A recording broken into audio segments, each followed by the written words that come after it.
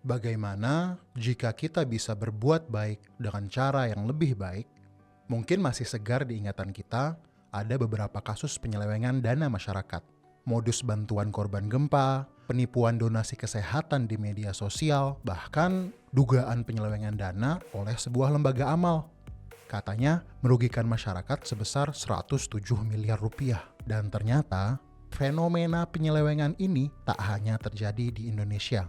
Makanya, William MacAskill, seorang peneliti sosial dari Universitas Oxford, mencari cara agar perbuatan baik kita tidak diselewengkan.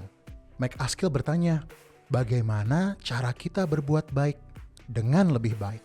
Di bukunya Doing Good Better, MacAskill menyarankan konsep baru. Kita bisa loh menghitung kebaikan, kita bisa loh mengukur kebaikan. Setiap waktu, tenaga, serta harta yang kita sumbangkan bisa kita ukur dampaknya melalui cara-cara yang sistematis dan dapat dipertanggungjawabkan. Contohnya apa sih? Mari kita bandingkan dua contoh perbuatan baik. Yang pertama adalah kasus Play Pump. Play Pump ini inovasi yang katanya bisa menyelesaikan masalah air di desa-desa Afrika Selatan. Di sana, seringkali tidak ada listrik untuk memompa air. Nah, sebagai solusinya, Play Pump memasang semacam jungkat-jungkit untuk anak-anak yang kemudian terhubung dengan sumber air di dalam tanah. Inovasi ini sepertinya memecahkan masalah krisis air di daerah-daerah yang tidak mempunyai listrik, sekaligus juga memberikan sarana bermain untuk anak-anak. Tetapi sayangnya, wahana Play Pump ternyata kurang masuk akal. Untuk memompa air dalam jumlah yang cukup, anak-anak itu harus main selama beberapa jam tanpa henti. Dari kasus ini, kita belajar bahwa niat baik dan ide yang kelihatannya inovatif mungkin tidak cukup untuk berbuat baik.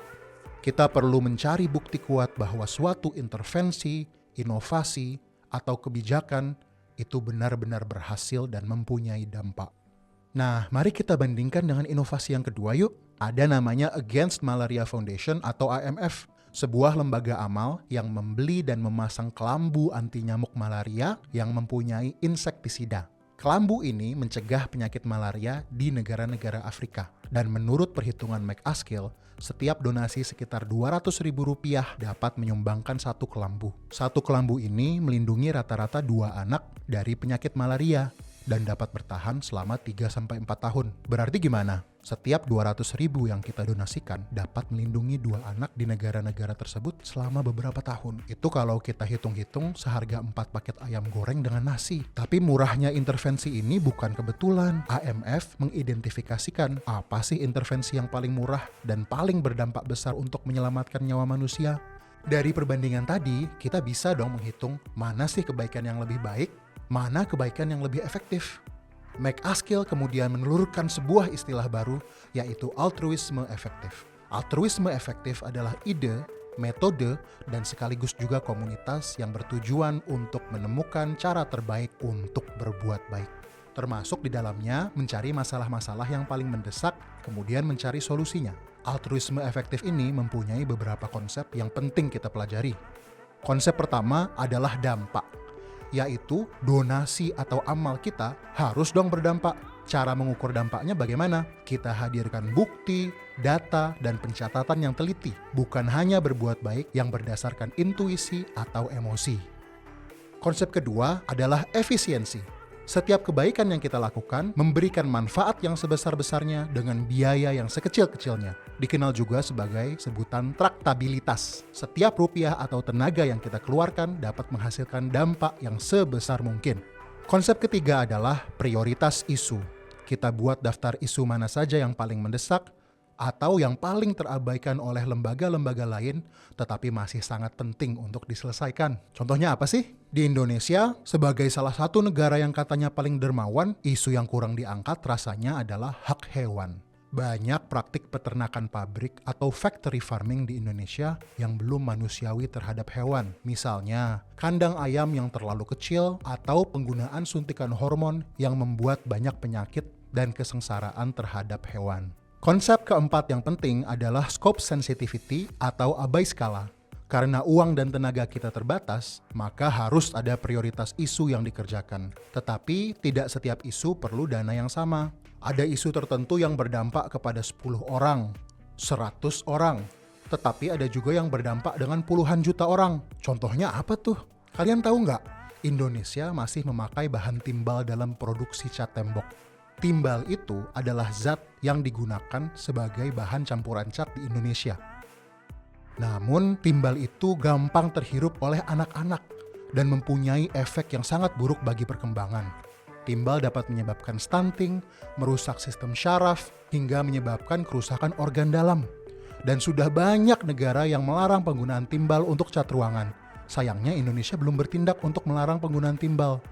Oleh karena itu, Forum Effective Altruism meluncurkan LEEP atau Lead Exposure Elimination Project yang mengajak masyarakat untuk meninggalkan cat berbahan timbal demi masa depan dunia dan kesehatan anak cucu kita yang lebih baik.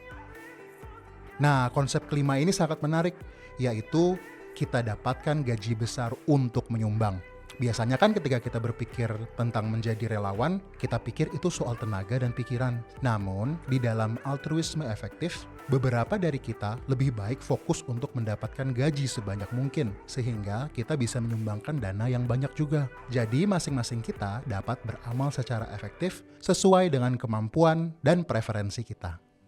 Konsep yang keenam atau yang terakhir adalah mempertimbangkan dampak jangka panjang. Kita perlu mempertimbangkan konsekuensi jangka panjang dari suatu tindakan atau intervensi, termasuk dampaknya terhadap generasi mendatang, dan bukan cuma 10 tahun, tapi juga 100 tahun, 1000 tahun, maupun 10.000 tahun lagi.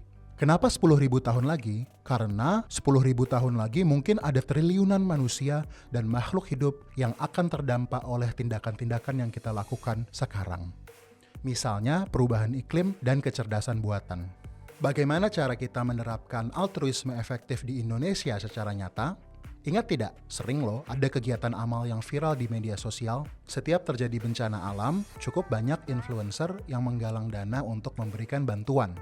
Untuk dapat beramal secara efektif, influencer ini harusnya memberikan laporan akhir penggalangan dana, lalu memberikan laporan kepada siapa dana tersebut diserahkan, kemudian juga meneliti seberapa efektif dana tersebut digunakan.